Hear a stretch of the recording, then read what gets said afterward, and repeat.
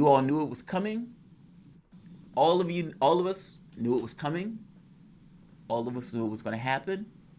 And yet, it is still somewhat of a jarring experience nonetheless. Immediate.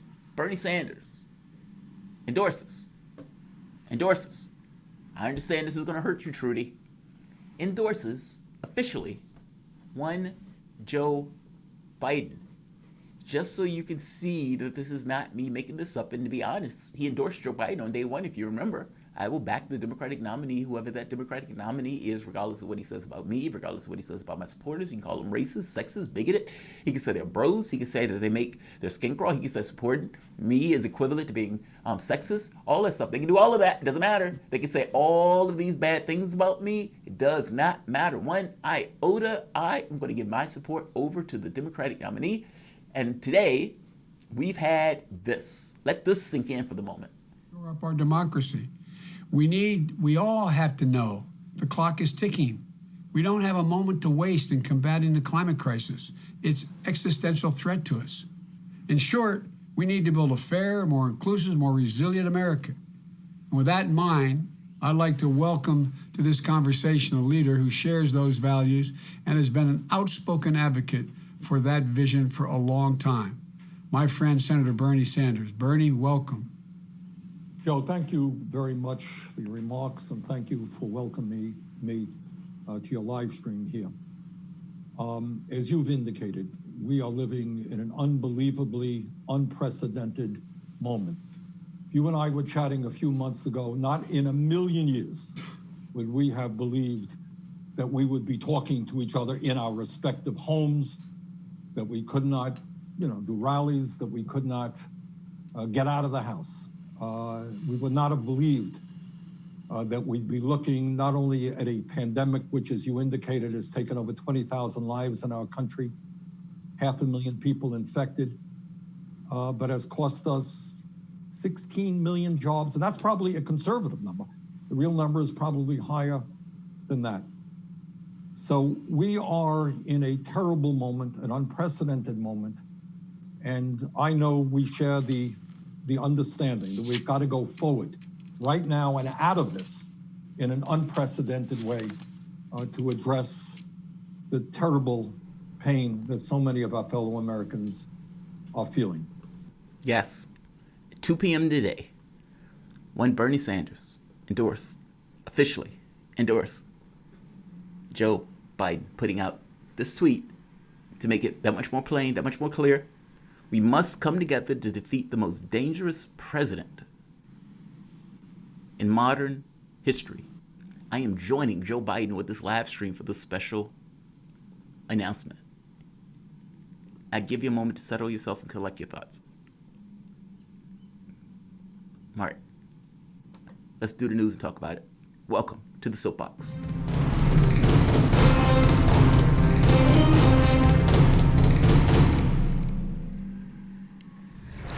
My name is Jamarl Thomas. This is the Progressive Soapbox. Guys, if you dig this content, please like, share, subscribe. You can always support PayPal patron.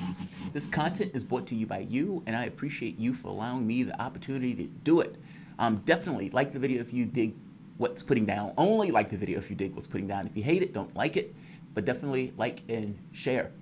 To discuss Bernie Sanders endorsing one Joe Biden, we have the indomitable Michael Tracey, journalist extraordinaire.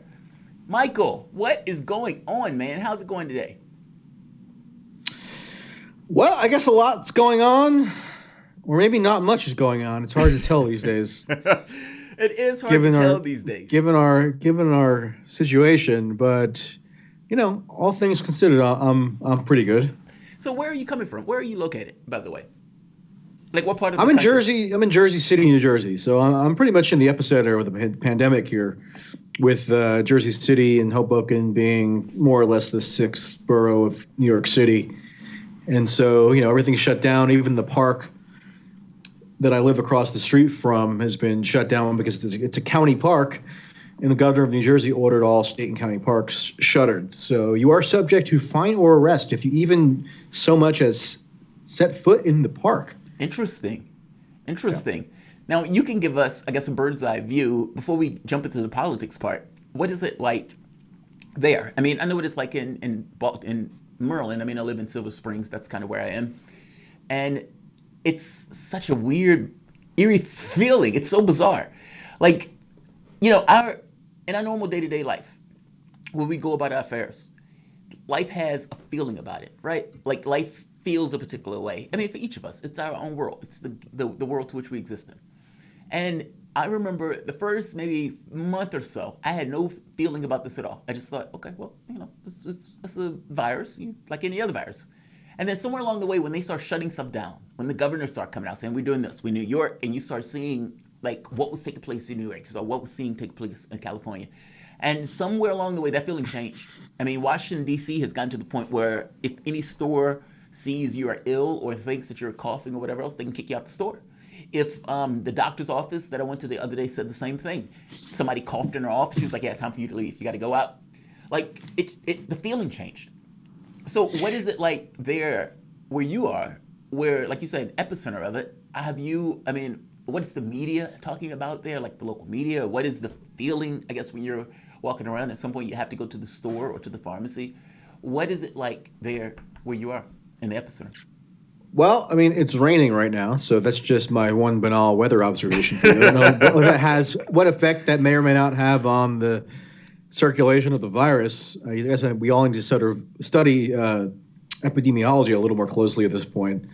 But yeah, I mean, it's surreal. On the day Bernie dropped out, actually, I decided, you know what, I'm going to head over to the Whole Foods. Partially because I was out of seltzer and I need more seltzer. It's like a staple of life for me. And also because I just sort of wanted to experience what it was like under these conditions. So I drove over.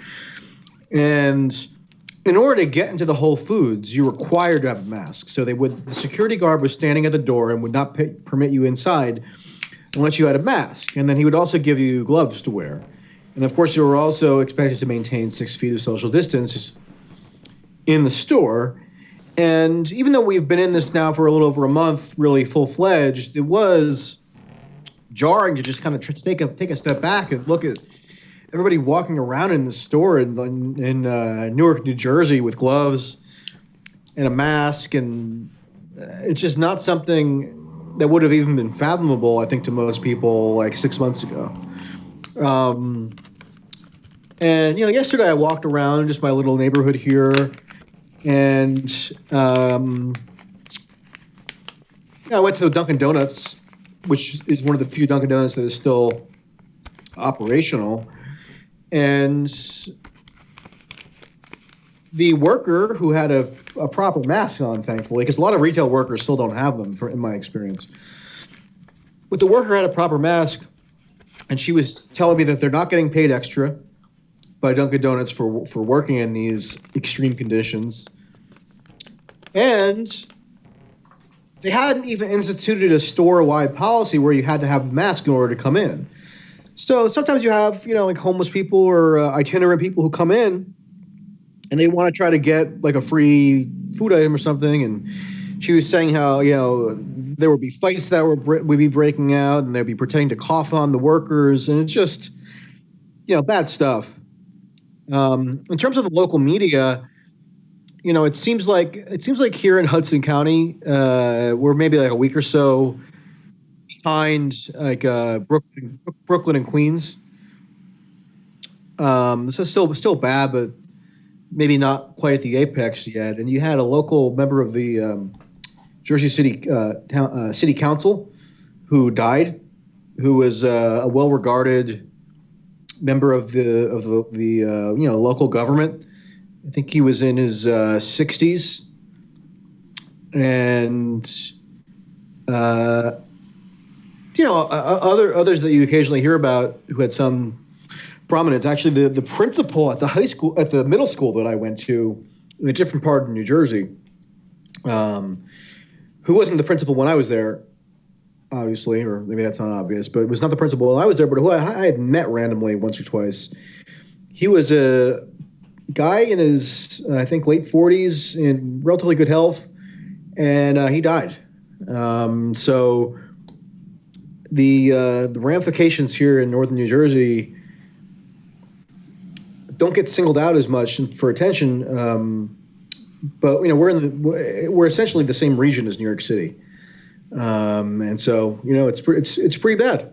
Wow. And I don't see things. It's hard to imagine how things could, quote, get back to normal or open up anytime soon around here. Yeah, I feel you. It's similar. It's nowhere near as bad here. And so the question becomes, if it's one of those things where it starts to get worse and worse throughout the United States and the various cities. Let's talk about Sanders, because you and I kind of started in this vein of conversation before we even got on the air. Sanders backs Joe Biden. I got to be honest, I've said this before, weakness seems endemic to the left. And I think part of that is empathy, this notion of trying to regard your other people as human beings and so forth. This kind of ideological bearing to this stuff, when these things are not necessarily held by your opposition. And it seems, let me say it this way. My mom is the nicest person you've ever met in your life. Bend over backwards for you in order to help you out. My aunt is not that way. My aunt, it goes for everything she can get. Growing up, I had to realize that both of those things are true in the world, and that you as a person have to be able to float between both and understand the perspectives of the people who you're dealing with. Meaning, you may have a certain ideological bearing, and you should keep that ideological bearing, especially if it's empathetic and everything else. But you must understand, almost at a gut level, that not everybody thinks that way.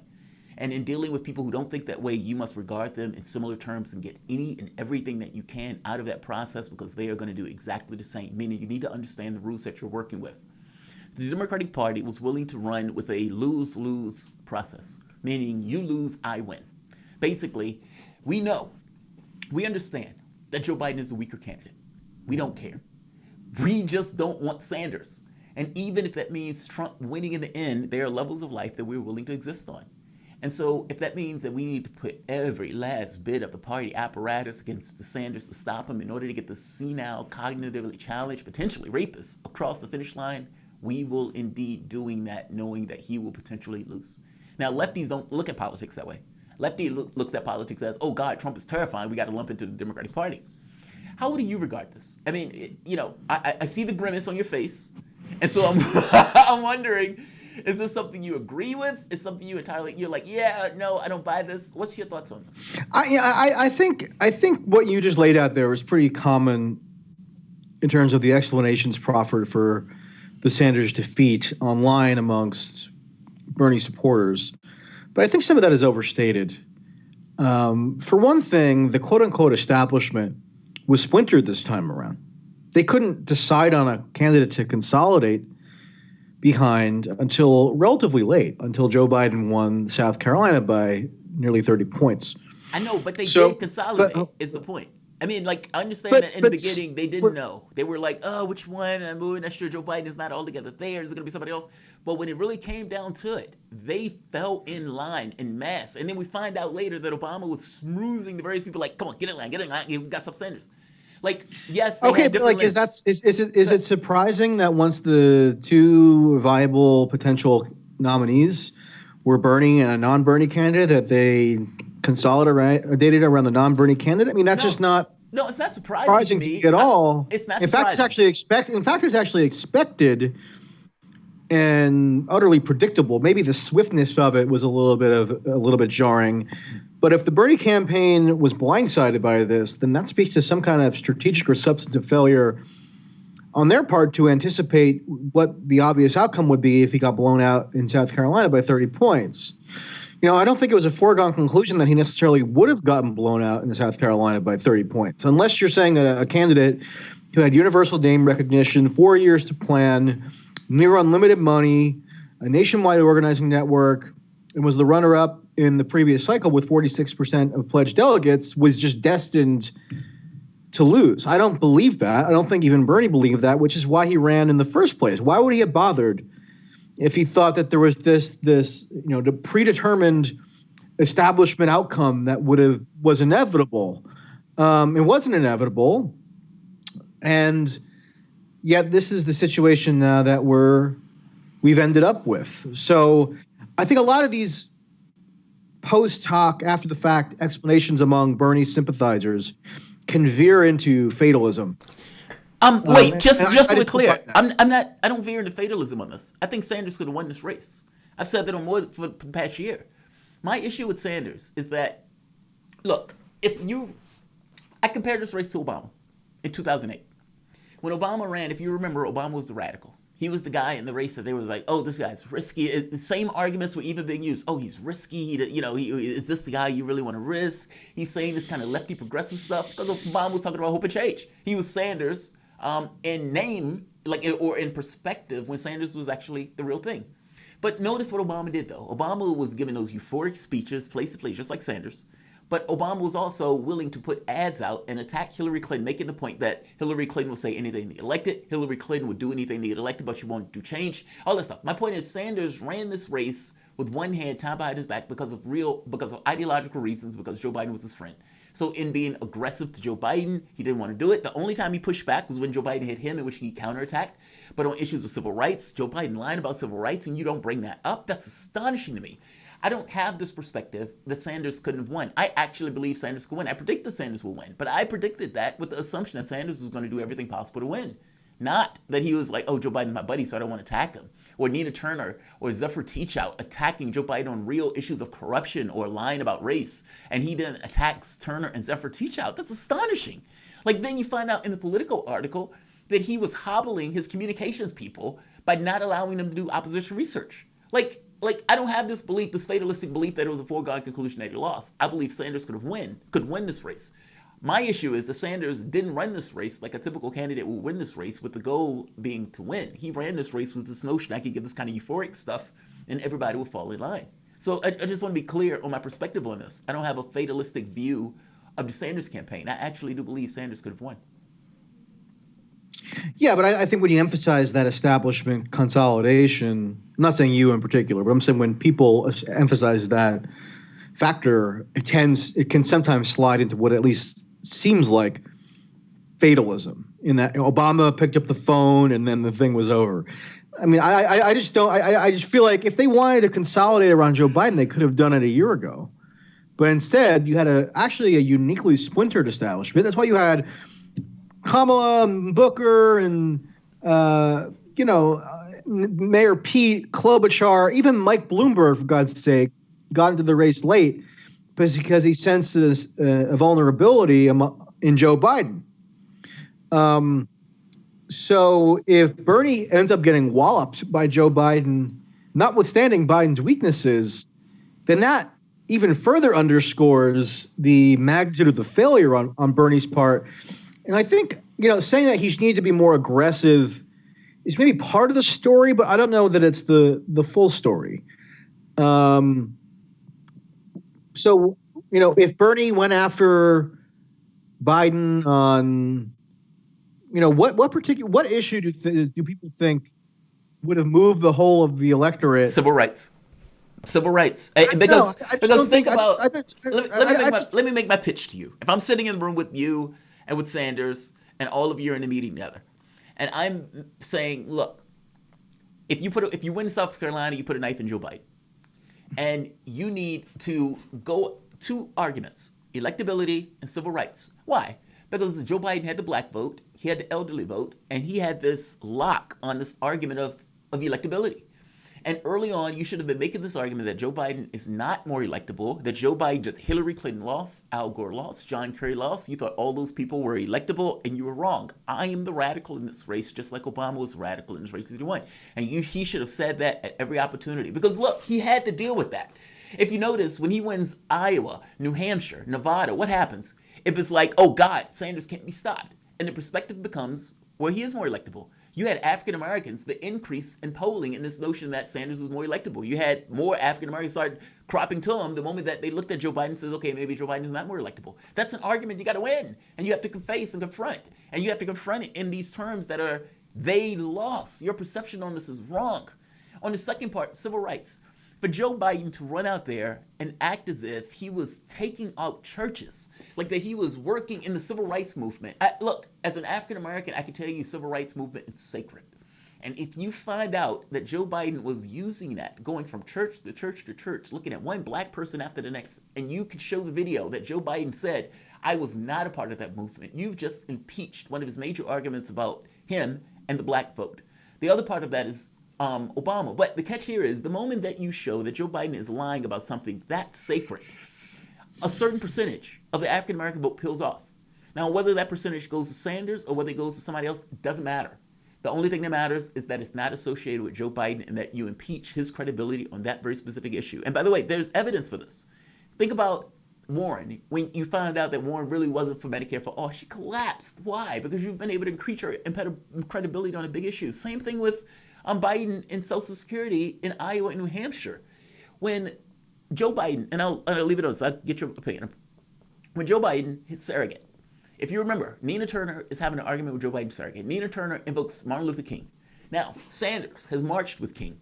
Sanders was chained to a black woman during the Civil Rights Movement. His bona fides are intact and understood, but he doesn't bring it up. Nina Turner invokes Martin Luther King. Joe Biden's surrogate, who was against busing, who was against certain elements of the Civil Rights Movement regarding immigration, Joe Biden's surrogate, who was part of the Criminal Rights Bill, Joe Biden's surrogate says you don't have the standing to invoke King. Why? It's a perspective thing, right? Because Sanders has abandoned that very specific issue, and Joe Biden effectively had been lying about that issue, despite the fact that he had been walking with Sanders. She can get on national television purely for perspective reasons and say you don't have to stand it to invoke King. This is what I mean when I say weakness. These are issues that Sanders could have made issues out of dealing with the demographics that he needed to win, especially in going into South Carolina. He abandoned both of those arguments. Now, what did I get wrong in this assessment? Well, number one, all the candidates who really did try to attack Joe Biden at various points ended up cratering. The most notable example being Kamala Harris, who on a national debate stage that was highly watched and which kind of propelled her into some degree of notoriety. I'm sorry to inject, but Kamala Harris collapsed because Tulsi Gabbard, your girl, ate her alive in 60 seconds where she had no response at all. Yeah, but she was you put a person in prison on death row, Kamala, and Kamala Harris was like she was collapsing anyway. The point is that she tried to go after Joe Biden on a racial issue. Right. She said, I don't think you're racist, Joe, but you're racist. I mean, that was sort of her formulation. I'm paraphrasing. But it was a BS issue, Mike. That's the point of saying. That's the point. I think it's a tough ask to try to convince black voters in the South that the guy who worked hand in glove with the first black president and was elected twice with him is somehow a racial antagonist or not on their side. I just don't know that would work. I'm calling him a liar. It's a difference. I'm not like the argument I'm making is not entirely about race. The argument I'm making is Joe Biden is willing to use race for political expedience and is willing to lie about something as sacred as the civil rights movement to do it. That's the argument I'm making. That's a lying argument. That's not a Joe Biden is a racist argument. Okay, look, I mean, it's impossible to say now with because it's a counterfactual. Maybe it would have worked around the margins. That's fair. I don't know. I just know that there had to have been something that the Bernie campaign, with all its massive resources and all its strengths going into this primary process, could have done not to get blown out in South Carolina by 30 points. Because you know what might have happened if he hadn't gotten blown out by 30 points? Let's just say he lost by 10 points. Then it may not have been clear who the, quote, establishment candidate was who had to be consolidated around. Maybe at that point, Klobuchar stays in the race. Maybe Mayor Pete stays in the race. By the way, Bloomberg stayed in the race through Super Tuesday. That tends to get written off as if it's inconsequential, where I actually think that there's a reasonable argument that Bloomberg remaining in the race through Super Tuesday disadvantaged Biden more than Warren staying in the race through Super Tuesday disadvantaged Bernie. Because Bloomberg spent $1 billion on the race. Okay, yes. so By the way, you're right about that. You're right about that. I can show you the stats in regards to like the numbers on Super Tuesday. You're absolutely entirely right. Like the amount that Bloomberg was taking out of that would have went to Biden almost entirely, and those numbers were like 10 points, 15 points in some of those states. Right. Yeah, he would have taken it. I agree. Yeah. So it seems to me that there's a lot of explanations in the ether out there that are intended to absolve the Bernie campaign of responsibility. And the reason I agreed with you earlier on that I thought Bernie was the most likely nominee for some time, even though I said, hey, Biden's stronger than you people are suggesting. He's not imploding. I haven't seen evidence of him collapsing like you've been predicting now for over a year. So I don't know where you're getting that from. Okay, so Joe Biden is actually a relatively strong candidate. You might even say he's the favorite, but Bernie was definitely formidable the whole way through. And I think people have to step back and think about the advantages that he had going to this race as the runner-up from 2016, who had gained a lot of leverage within the party. I mean, he ran all the way through in 2016 until the end, because he was actually accruing additional leverage by contesting every race. And he was building networks across the country. He was making himself into the imposing political force that he became in the intervening years. And we now reached a point where once he was one-on-one with Biden, his political leverage was diminishing. I actually think the race was more or less over on the date of the Michigan primary, so a week after Super Tuesday, when it was truly a one-on-one, or more or less a one-on-one between Biden and Bernie, where you couldn't blame Warren, you couldn't blame any other kind of convoluted electoral scenario. It was just a one-on-one, and what happens? Biden wins Michigan by a landslide and wins every county, and Bernie gets fewer votes than he got in 2016. Now, how do you account for that, especially given that turnout overall went up significantly compared to 2016? Are you saying that problem would have been rectified by Bernie calling out Joe Biden's alleged deceptions around the civil rights movement? I don't know. I think that there were some inherent ingrained problems with how the Bernie people approached the race to begin with, which caused their coalition to shrink, caused the working class rural voters to flee from them, didn't allow them to make really significant inroads with black voters. And I think a lot of people, entered, especially in the online pro-Bernie world, they entered an echo chamber. I mean, I'm sure you've seen this, and maybe you even are a participant in some way, and maybe I am too. But like the online pro-Bernie world, I'm sorry, became a 24/7 pro-Bernie apologetics network, where with a couple of notable examples, including you. Like, did you really hear a full-throated critique almost anywhere of Bernie's concessions to establishment orthodoxies around, for example, Russiagate and impeachment? Me, right here, this chap. Yeah, you. Okay, so I agree with you. I exempt you. Yeah. I exempt you. But there have been apologists. I agree with you. There have been apologists. But the point is, any candidate who was going to have their any voter who was going to have their candidate preferences influenced by their approach toward issues like impeachment and Russiagate was never going to be a natural Bernie voter in the first place. They were going to go to some other candidate. And yet those are the concessions that Bernie chose to make to establishment orthodoxies, and they didn't redound to his benefit at all. Well, all right. So that's a choice that was made that caused his coalition to shrink, where, I mean, one of the reasons why he was able to run for such a long time in 2016 was because he was winning these rural states. Right. He even lost Alaska, for God's sake. I just saw that. Well, to be fair, though, he lost Alaska after he got out the race. I mean, by the time Alaska hit, he was out. But the vast majority of the votes, probably over 90% or 95% of votes in the Alaska primary were cast prior to him dropping out. Oh, okay, that's fair. Because it was a mail-in party-run primary where they first sent out ballots in early March. That's fair. And Bernie won Alaska. Alaska was Bernie's best state in 2016 of any other than Vermont. Yeah. But he loses this time by 11 points. At a certain point, you got to think to yourself, maybe it's not all these establishment depredations. Is that a factor? Sure, but I see a lot of attempts to shift blame and sort of make it out to be that this establishment corporate superstructure was the sole reason why his coalition was obliterated. I just don't believe that. I mean, I think there are plenty of reasons. Some of them were within Bernie's control and the control of his campaign. Some that were not. Some, like just the nature of the electorate in 2020 compared to 2016, I think was probably inhospitable to Bernie, because you had a lot of people coming in who were, these suburban anti-Trump types who didn't want a revolution.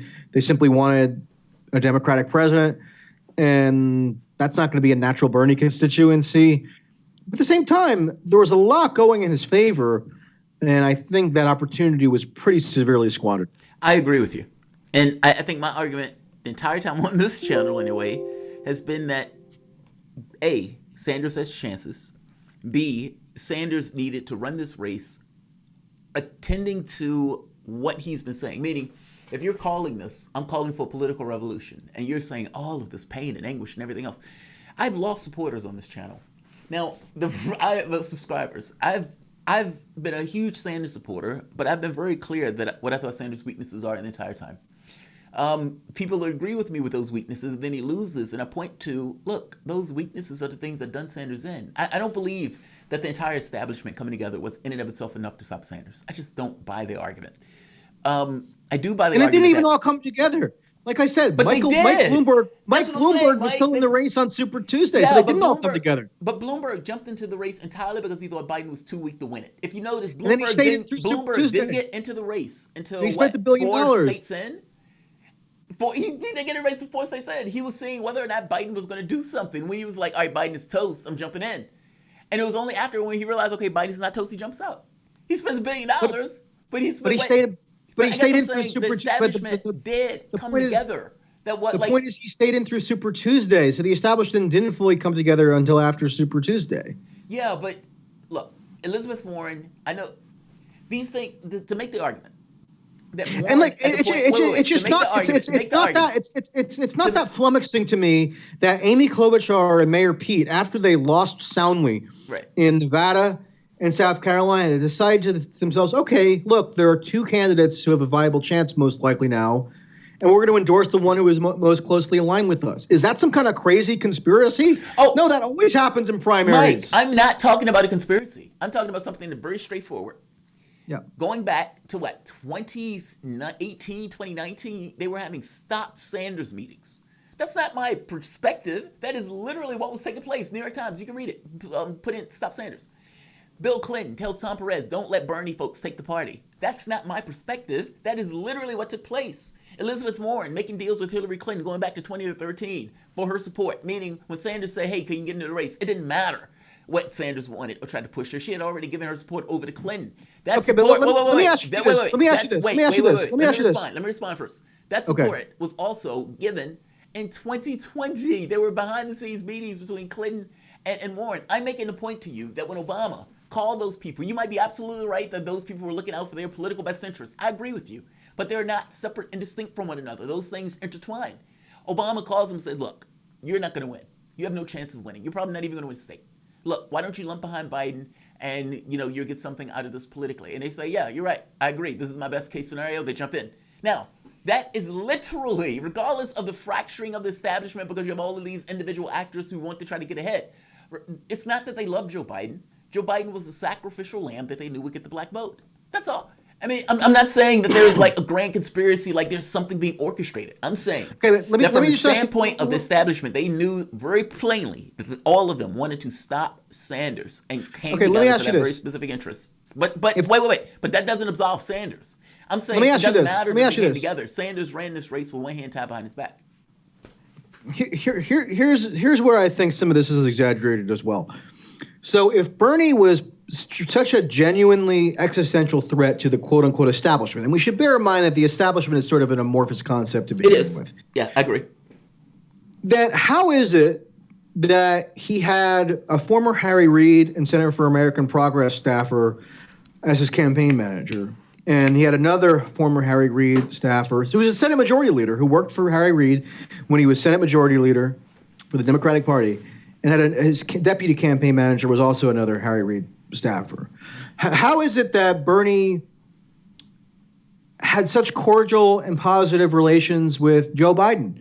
to the point now where they have this kind of orchestrated endorsement ceremony. Although I think Bernie effectively endorsed Biden when he dropped out and congratulated him on his victory and said what a great man he is. Yeah. How do they have that kind of rapport if Bernie is such an existential threat to the establishment? How is it that before he dropped out, in the weeks before, Bernie had regular phone calls with Barack Obama? I mean, if Bernie was this existential threat, that's how they put it. That's how David Sirota put it today, and I got in a little fight, spat with him. So if Bernie was an existential threat to the Democratic establishment, how did the previous Democratic president maintain such a positive and cordial relationship with him such that they could coordinate amongst themselves? Mike, he's running in the Democratic primary. Register. He's running in the Democratic primary. There was a point when Bernie had won.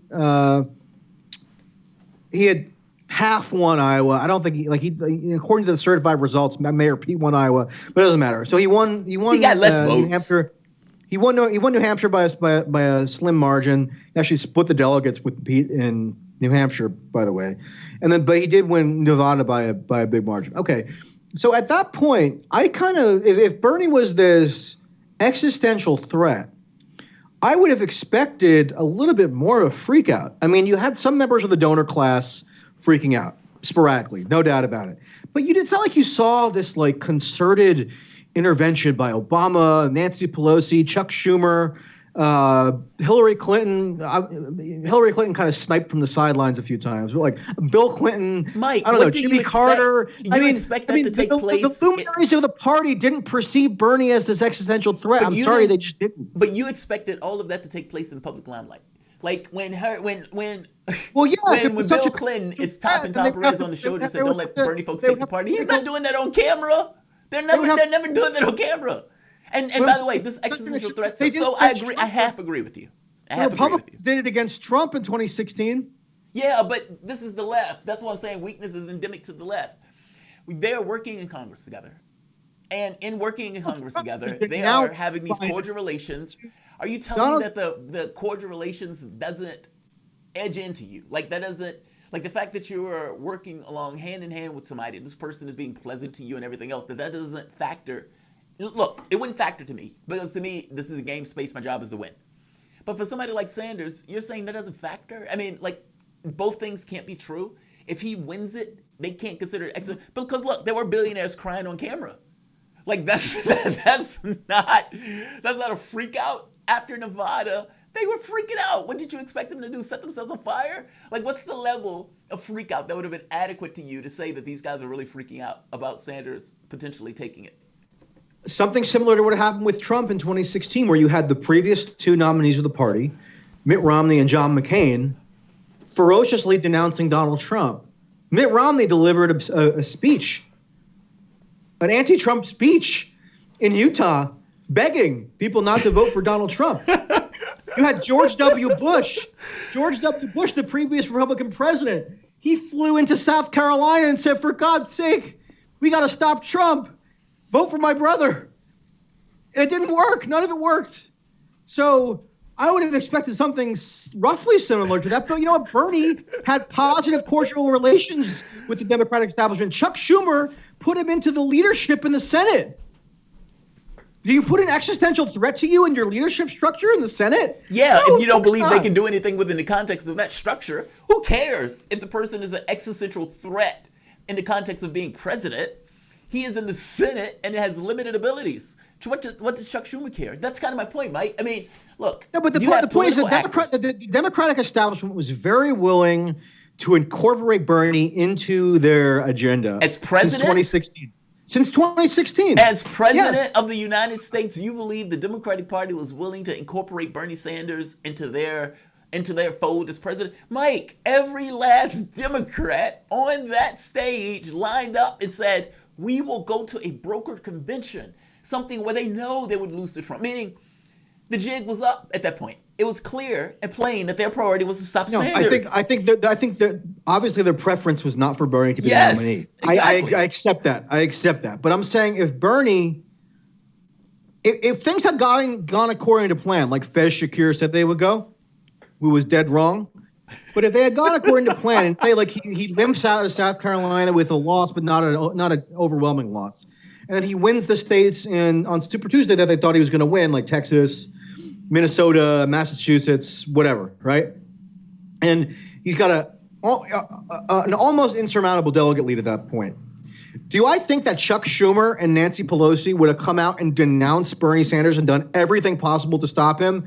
No, I don't think they would have done that. I think Bernie made a special effort to make overtures to those people over the course of 4 years. Why do you think he co-wrote op-eds in the New York Times with Chuck Schumer? Why do you think he appeared at events in New York with Andrew Cuomo? Why do you think he did that DNC Unity tour with Tom Perez? Not because he wanted to portray himself as an existential threat to their interests, but because he wanted his formidability as a political force to be recognized and then brought into the fold such that he could have enough of enough leverage to win a primary in 2020, and it didn't work. But I think it doesn't serve anybody's. I mean, again, if Bernie was such an existential threat, why is he doing these unity events with Joe Biden right now? You gotta explain that to me. Look, I agree with you that Bernie Sanders is not the strongest in regards to. Look, like I said, it's not a matter of being strong or weak. It's just who he is. Right, it is who he is, but it is a certain degree of strong or weak when you're talking about it in a political space and you're comparing the actions of the person. Meaning, you can put on a scale what is the strong action to take versus this is just chess, right? We're just talking about politics, and you have a person who has all of these moves on the board that the person can make, and the person says, "I want to do this versus that," and you can make a determination on whether or not the move is strong versus not the move is weak. Sanders, you're right. He tried to ingratiate himself to the party. Unity tour, Chuck Schumer, all that stuff. You're absolutely right. But the catch here is that doesn't mean he's not an existential threat. Like you're saying, look, this is a political circuit where Sanders is trying to ingratiate himself to elements of the party and say, look, I'm not all that bad. I'm not, I don't have any horns and everything else. By the same token, if Sanders gets into office, what do you think happens? The brain trust of the Democratic Party goes up in smoke. Yes, he may have cordial relations on a personal level. I agree with you. He's interacted with Chuck Schumer. He has to. He's in the Senate. But if you're talking about him as president, look, you're talking about two different parties. Trump getting on stage denouncing George Bush, saying, you sent all of those people to war and they died. I could never see that take place in a Democratic Party, even though that's probably what should take place in a Democratic Party. Sanders is not the guy to do that. These are different parties. Nancy Pelosi and Chuck Schumer would never do that in person. They will get behind the scenes and do that. You're right in the sense that the dynamics in the Republican Party are different, where after a while, the standard bearers of the Republican Party fall out of favor with the voters and with the Republican-aligned media. Exactly. Like Mitt Romney was not a popular figure in 2016. No, he was Neither not. was John McCain. Neither was George W. Bush. Right? Those were the three top guys in the Republican Party before Trump. Whereas in 2020, all the leading lights of the Democratic Party were still relatively revered. Hillary Clinton, Bill Clinton, Barack Obama, especially Michelle Obama, go down the list. Even some of these retreads like John Kerry and Al Gore. So yeah, there was less of an appetite within the electorate itself for somebody who was an insurgent to really go after the mainstays of the party as there was with Trump and the Republicans, and Trump maximized that opportunity. But it's down to how just Democrats perceive their leaders. They like their leaders. The people who the reason why Bernie had such high approval ratings within the Democratic Party was because they like all their prominent Democratic-leaning figures, including Bernie. Doesn't mean they're going to vote for Bernie necessarily, but they don't hate him, right? If Bernie was hated, he wouldn't be appearing on video streams today with Joe Biden about how they're going to work together and have some kind of task force. Okay, so I think people have to be a little more clear-eyed about Bernie's position vis-a-vis the Democratic Party. A lot of the branding around revolution and around, we're taking on the Democratic establishment was just that. It was branding. Now, would there have been a difference in the brain trust at the upper echelons of the party if Bernie was the nominee and then the president? Yeah. I grant that. But again, part of the brain trust, there's no more quintessential DC brain trust than the Center for American Progress. That's the liberal establishment think tank. And guess what?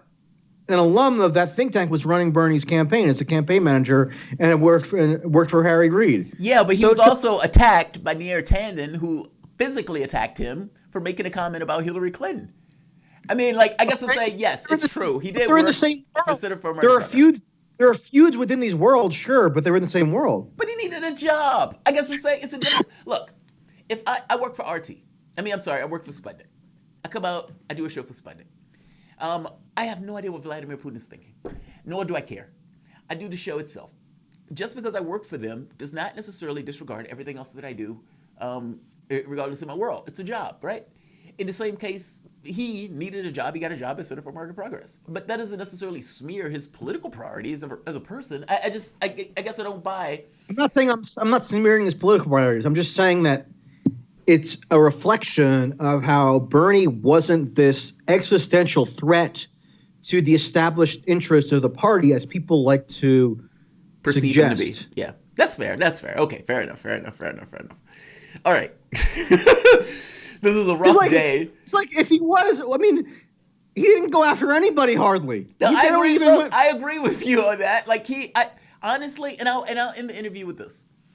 I agree with you on that, right? I mean, like I said, the civil rights thing, the bankruptcy bill, the grifting of his family, all of that stuff is ammo. And the sad part is even electability, because when Joe Biden goes against Trump, the rape charge is going to come up. He allowed himself to be the victim of a kamikaze attack by Elizabeth Warren. Yes. Which actually did harm Bernie. My God, yes. And people were saying, that sexism sneak attack, that harmed Warren more than it did Bernie. That's what people were saying at the time, Bernie supporters. It's like, okay, maybe it did harm Warren.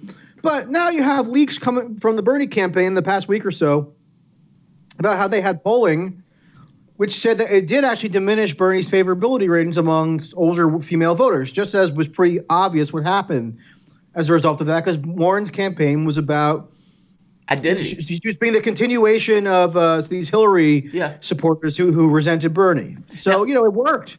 And he didn't do anything about it. Now, see, that's another thing. I said for a year, where Ryan Grimm and some of these other apologists, Vigeland and who else? All of these people were like, oh, no, Warren is great. And I'm saying, what are you talking about? She's hurting him. And you point out, hey, she's not even being all that honest in the way that she's running her campaign. She's entering his campaign.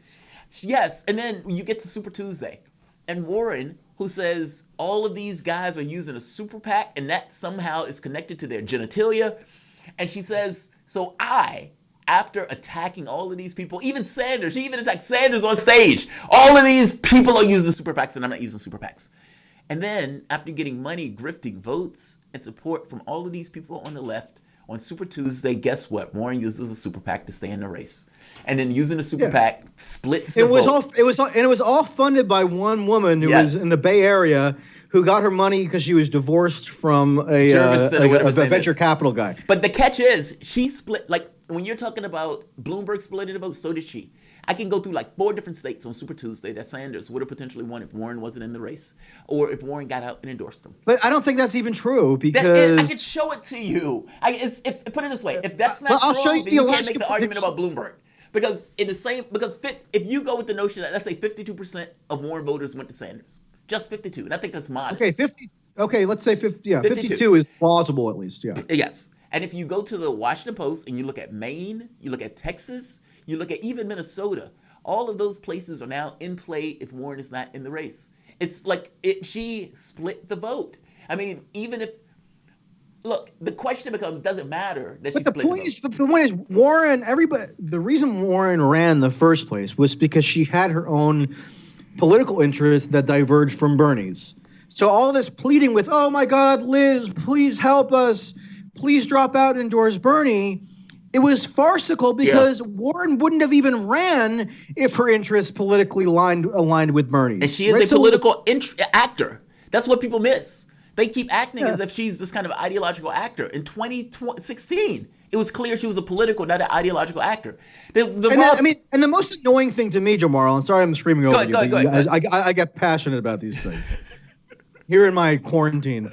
But I mean, the most infuriating one to me was when Bernie got Russiagated and then accepted the premise of his own Russiagating. Right. Vladimir Putin, stay out of our elections. Yeah, right. Yeah, right. It was like, if that happened to Trump, he would have been like, "Screw off, you pieces of crap. Yeah. That's not true. Yeah. Get the F out of here, you sons of bitches." But that's my point. Weakness. But Bernie, That's my Bernie was point. like, That's why I make Bernie the was argument. like, Bernie was like, "Oh my God, yes, maybe Russia is trying to interfere to help me, but as President Vladimir Putin, you will not interfere again." It's just like, are you freaking kidding me? And guess what? The only one who defended Bernie competently from the Russia game was Trump. Tulsi. It was Trump. Trump came out and was like, "This is nonsense." Yeah, and Tulsi defended me. Oh, that's right. Go Tulsi after did too. me. You're right. You're right. People go after me like because I'm like their stand-in to take out their anxieties about Tulsi, I guess. But Yeah, I saw you trending the other day. I was laughing my ass off at that. I was like, "Why is Michael Tracey trending?" When Tulsi dropped out, it was her name and not my name trending. Yeah, I was laughing at that. I thought that was funny. But who defended Bernie after the sexism attack? It wasn't Tulsi. Bernie himself. It's just it was Tulsi. Tulsi. That's right. Who defended Bernie after the Russiagating? It wasn't Bernie. It was Tulsi. Okay, so and then Tulsi drops out and does just what Bernie did. After he dropped out, endorsed the eventual nominee, just as both of them said that they were going to do. But she's some kind of traitor, even though Bernie dropped out under the exact same conditions that Tulsi dropped out. I mean, when Tulsi dropped out on March 19th and Bernie dropped out on April 8th, there have been no election results. It was the exact same conditions, and yet Tulsi was this like, they went after Michael Tracey and Tulsi as like the big enemies or something. Well, also Nico. God, man, you have no idea how much I was laughing my ass off because they were giving Nico all sorts of shit about that, right? They was like, "Oh, she endorsed Biden," and Nico was like, "You realize Sanders is going to do the same in like 2 weeks." Like, it was like, right. That is funny. It wasn't a matter of her endorsing Biden over Bernie. She wouldn't have done that.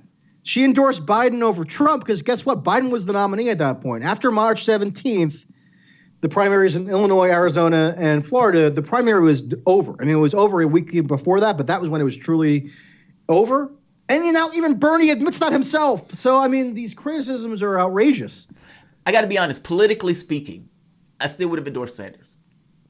Like, because Why? whatever Tulsi is. Why would you endorse a defunct? Because it makes no sense. No, it does. It makes perfect sense. Because ultimately, you're a political actor. And you're a political actor, as a political actor, your events, everything that you've done over the course of your political career gets put up as chum for political conversation. Whatever Tulsi does next, whether she runs for Senate, whether she runs for president, whatever she does next, I would much rather prefer on my resume that I endorse Sanders in 2020. I don't give a shit if he's a defunct candidate. I still want to have him on my list of people who because by default, that allows you to get out of an endorsement for Biden. It would have been utterly ridiculous at that point to endorse. It's a political act. It's not entirely for optics. But she doesn't operate in the same political context as others. I mean, she doesn't say to herself, "Oh my goodness, in 5 years, how are some random people who are angry online going to look at what I did?" She thought to herself, "The primary is over. I'm endorsing the nominee." That's just what she thought was the right thing to do. No, that's what I figured that she was thinking. I thought in her mind, look, Sanders is going to take an L. Sanders may even turn around and endorse Biden. I'm just going to, what's the point of pretending? That's the way I looked at her endorsement. Let me ask you this. At the end of all of this, when you kind of get your thoughts about the 2020 election and everything else, and I suppose everybody is selling their thoughts, especially people who wanted Sanders to win, do you think it was a con? Meaning, do you think that Sanders' role and objective in this was to sheepdog people into the Democratic Party, knowing that there's a lot of energy out there that lefties, kids, and everything else that the party lost, and that him running in the race would at the very least have that energy, he can channel that into the party? Or do you think he's just a rigidly ideological actor who couldn't get past his own virtues? That's a brutal question, but if there was anybody else, I would ask it. No, I thought he ran because he thought he could win. I don't think at age 78 he just enjoys running for president. Right. I don't think that. I think he's tired. I think he's tired at this point. Maybe in 2016, part of the motivation was, look, the chances of me actually winning are very slim, but somebody's got to run from the left of the Democratic Party in order for this to be anything even resembling a healthy primary process.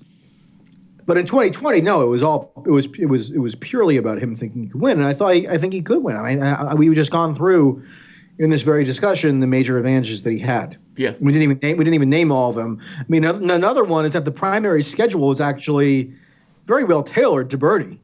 You had most of the caucus states had converted to primaries from 2016 to 2020, but two of the relatively few that remained were in the first four states, including in a state that in Nevada that was especially well suited to Bernie. And then the first primary was his neighboring state that he won in a landslide in 2016. So there was a lot baked in that was actually well suited to Bernie.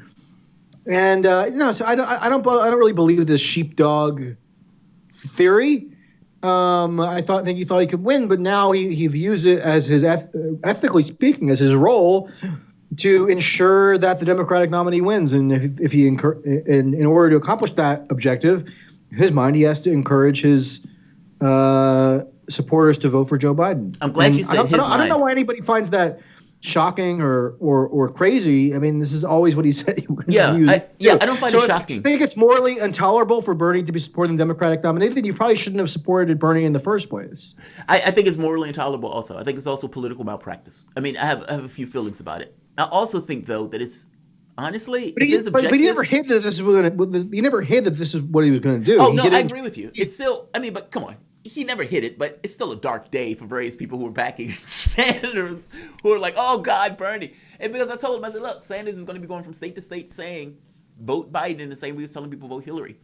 I think the thing is that... And ironically, it's going to be probably more effective this time because Biden is not...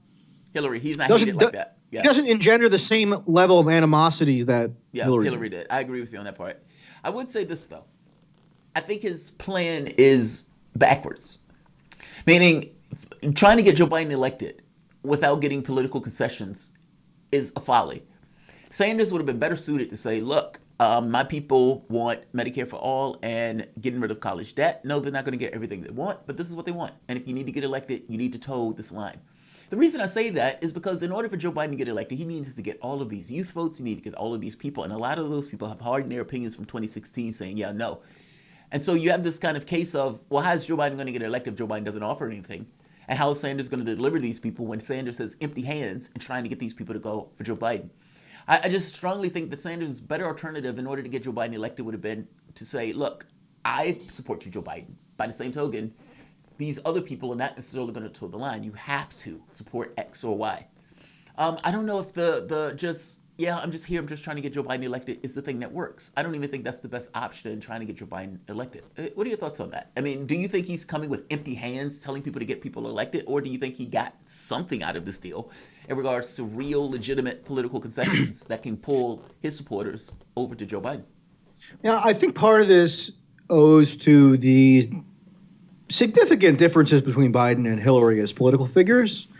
And now I'm not making a pro-Biden case. I'm probably not going to vote for Joe Biden, although I admit, and I've admitted for a long time, that my personal hostility to Joe Biden is substantially less than it was to Hillary for a variety of reasons, especially around foreign policy, where Joe Biden, while having plenty of problems, is not quite as bad as Hillary, okay? But Hillary in 2016, she was this establishment coronated pick. That's why you had all the superdelegates lined up behind her right out the gate. That's why you had the DNC in cahoots with her campaign, where they were hiding debates, where they had these joint fundraising apparatuses and so forth. I mean, we all remember that. And on top of that, Hillary had this sort of decades-long network of operatives and sycophants who were just committed to the Clintons, through her husband and then through her. Whereas Biden's a little bit more of an empty vessel, right? He has some loyalists who have been around him for a long time, right? But it's not the same kind of all-encompassing network as the Clinton enterprise. And so I think Biden actually probably does want to work in a little bit more of good faith with Bernie, which is why they have such a better personal relationship, why they've been in communication now for weeks and they've been coordinating amongst themselves, why they have now this task force of some kind. I haven't even seen the details, frankly, because the endorsement stream was happening right as we got into this call. Yeah, it was like 2:00. Yeah, it just happened. Yeah. So I think you're going to see probably a bigger share of Bernie voters, Bernie supporters voting for Joe Biden in the general election. Again, the animosity is already dialed down between the camps a lot more than in 2016, partially as a function of the primary being so protracted in 2016, and just as Hillary being this emblem of everything people hated about the Democratic Party. Is there some of that with Biden? Sure, but it's not anywhere near the same degree, I don't think. So, I think that there is probably an opportunity for Bernie to, and I think he feels this himself, which is why he's doing this. He feels like he can work in a fruitful way with Biden, much more so than he could have with Hillary. But he did this with Hillary also. I mean, even if he didn't believe he could work with Hillary, he still did the exact same thing with Hillary Clinton. Well, not in the sense that he campaigned all the way through the primaries in 2016. He went to 30-something states for Clinton. He went to states Clinton didn't even go to. He went to Wisconsin. Clinton couldn't be bothered to go to Wisconsin. I know. I'm saying but he dropped out. He's not contesting any more primaries. Yeah, he dropped right? out later. Yeah, he dropped out later. So there were an extra 3 or 4 months of heated intra-party strife. Yeah, that's as true. a result of him remaining in the race in 2016. So it's just a different dynamic. And we have coronavirus, which changed the calculus. Yeah. For Bernie to some extent, and changed it for Tulsi too. I mean, she would have run all the way through the convention, I think, as originally planned, if not for the coronavirus. Because she can't even have town halls. You can't really campaign. So the utility of her and Bernie remaining in was severely limited.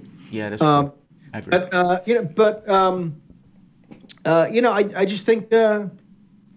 Look, people think this is a contrarian position for me to take for some reason, but I actually think Biden has a good chance of winning the election. I know that sounds incomprehensible to people, and they mistake my analytical judgment on that score as a normative judgment in favor of Biden, which I'm not making. I'm just saying that there are this is not 2016. There are different dynamics at play, and I think Biden can win. Honestly, if Trump is incompetent, if Bernie is the right-hand man of President Joe Biden, then that means Bernie has some influence. I don't think that you're being contrarian. I think an analytical position looking at this would say, all right, we have a coronavirus. We have Trump, who's been president, who's entirely and utterly incompetent. If you have a situation where 2 million people die as a result of Trump's incompetence, it doesn't matter what Joe Biden does. Joe Biden wins. The economy's crashing. Yeah, all of this stuff is taking place at once. It's like, how do you turn around and say, yeah, it's a lock that Trump is going to win? I don't see that. I see possibly the public turning against Trump. I see this notion of China did it not working. I see all of these other excuses not necessarily working. And if you have day after day after day of media showing all of these people getting sick and ill and dying, I don't know how Trump wins that election. I just don't. And pre-coronavirus, right, the Democratic primary had really high turnout, much more so than 2016. The depressed turnout in 2016 was a harbinger of the Democratic Party, the Democratic nominees' turnout problems in the general election. And look at Virginia, for God's sakes. The Biden got a majority of the votes in Virginia, and it surpassed even 2008 totals, which was the previous high benchmark for Democratic primaries, even taking into account population growth. So I think the electorate's energized. The 2018 midterm elections, and I make this point over and over again, but it's amazing to me how little it's understood or internalized. The 2008 midterms had the highest turnout of any midterm election in over 100 years. Oh, wow. And do you know what the turnout in 2014 was? The 2014 midterms, nobody even remembers now. It was the lowest since World War II. And then the Democratic nominee loses in 2016. What do you think that variable portends in terms of the Democratic nominee in 2020? I just think the Democratic nominee is in a much better position than a lot of people think, because they fixate on Biden's, verbal hiccups and his cognitive decline. I mean, I agree. Look, anybody who has a brain can see and eyes can see that Joe Biden has declined cognitively over the past 10 or 20 years. There's no doubt about that. But that's insignificant relative to the fundamentals of the race. And the candidates, by the way, and the parties. I mean, meaning the media machine, the political apparatus, all that stuff kicks in gear. They try to say, hey, this is our guy, back our guy. It doesn't matter the cognitive glitches. Those matter less than the people thinking, okay, we got to put him in office. And I still say, when it comes down to it, if it's a situation where a lot of, like, the public looks at what happens in regards to the coronavirus and they realize, oh my God, Trump is responsible. I don't think it matters. I think it's Joe Biden could be drooling at the mouth, and the public will go to the polls and they would choose him. Hillary's problems in the Midwest in the general election, which proved to be crucial in Michigan, Wisconsin in particular, were sort of foretold by her losses in the primaries to Bernie. And guess what? Biden has romped in those states. So, anything could happen. Look, we're in pretty unprecedented territory, circumstances right now with a pandemic, right? So I don't know. I just think that, don't be surprised if Sleepy Joe sleepwalks into the White House and his good friend Bernie, Crazy Bernie, is right alongside him. All right, before I let you go, let me read some super chats. Charles Wilson, I cannot and will not vote for Biden or any other neoliberal corporatist sellout. Never the sickle of hill. Oh, never the sickle of hell. Ready for hashtag dim exit, hashtag new third party, proud city letter carrier with the United States Postal Service. And Donald Trump is right now not allowing extra money to go to the Postal Service. He's attacking the Postal Service. Bills fan 1970. Bernie had standing, Harris didn't. Michael Tracey. That one's aimed at you. Bernie had standing. He didn't. I think this is in regard to the notion of Bernie going after Biden. And I kind of believe, I agree with this. Harris gave that particular speech, within a few days, it realized, oh yeah, she just made that up. Sanders actually did do those things. Biden was lying about those things. The attack that Harris did was an attack based on policy. The attack I'm talking about is based entirely on this notion that this guy's a flagrant liar. I think this person, Bill's fan is making a point that, look, Kamala Harris didn't really have standing to make that attack. Bernie Sanders did. What do you have to say about that? I think that's true to some extent. But, if we're going to play the identity game. It's alternate history, right? It's just like trying to figure out what would have happened if X or Y was changed. It's one of those things where it's always this kind of aggravating Kamala thing. Harris was a mixed race prosecutor from Berkeley, California. Prosecutor. Oh, I'm sorry. You said prosecutor. I thought you said something else. I'm sorry. Prosecutor. I did. Prosecutor. Go ahead. I'm sorry. Yeah. Married to a corporate lawyer who's white. And, so I think the media hyped her up by just assuming lots of things about how much standing she did actually have with Southern blacks in particular, which was, I think, negligible. Yeah. Whereas Bernie, I think maybe would have had a little more, notwithstanding his being a Jewish socialist from Vermont. So yeah, maybe it's right, but Biden, I mean, the Bernie campaign spent a lot of their energy warding off attacks or warding off encroachments from Warren, whereas Biden was always their main competitor. And so when you're doing things to consolidate your coalition in opposition to Warren, you're going to probably focus on issues that are more prevalent in the upper class, educated portions of the Democratic electorate that were strongly behind Warren.